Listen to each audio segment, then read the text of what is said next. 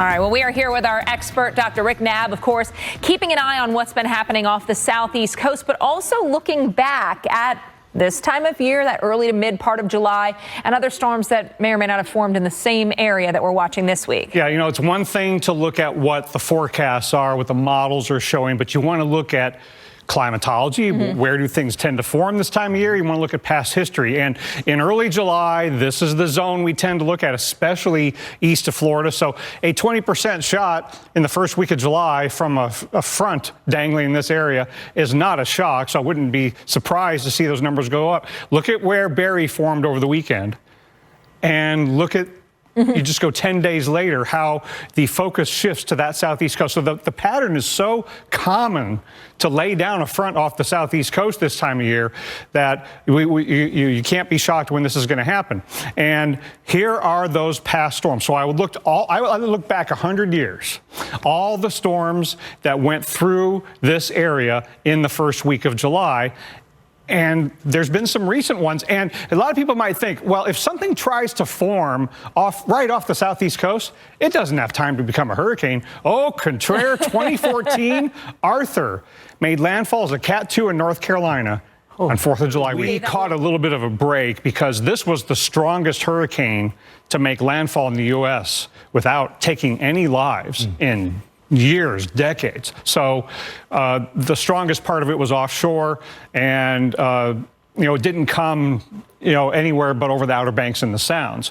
And then we had Colin a couple of years ago, but people barely remember that because it was so small. So those are two opposite sides of the spectrum of what could come from a front dangling off the southeast coast. Now, I mentioned Alberto because it didn't form from a front, but it was a northeastern Gulf tropical storm. Induced flood problems. I hope we never get back to the levels of Alberto in southwest Georgia, but it's one of the hazards we have to look out for. People at home might be going, what is it about fronts? Usually we think of fronts as a trigger for severe weather. So what is it about these dangling fronts that make them so prone for tropical systems? Well, they have built-in spin, and we'll see that in the models because ahead of the front, winds are coming out of the south, behind the front, they come out of the north, and you tend to have a wind shift, and then the fronts off the southeast coast do their thing right over the Gulf Stream. So you get any kind of spin to get any thunderstorms going over the Gulf Stream, then you can get a slow transition into a tropical system. But it all begins in the Great Lakes. It's hard to imagine that a tropical system would originate in the Great Lakes,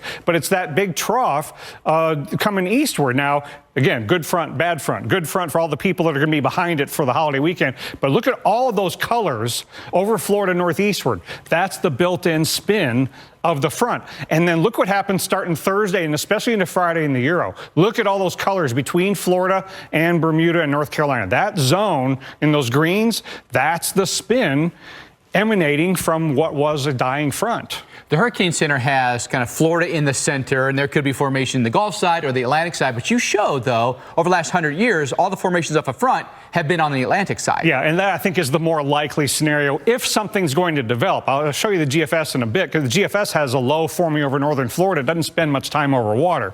But I think it's harder for something to get going in the northeastern Gulf in this scenario, just because so much of the frontal energy will be off to the east. But I think if you're in Florida, I think you actually want to root for this to form, because if it forms, then you don't have as much of a low like the GFS suggests over Florida. It might be a rainier scenario if it doesn't form, because look at the Euro with all of the low pressure and the rain offshore. It's going to be a lopsided system.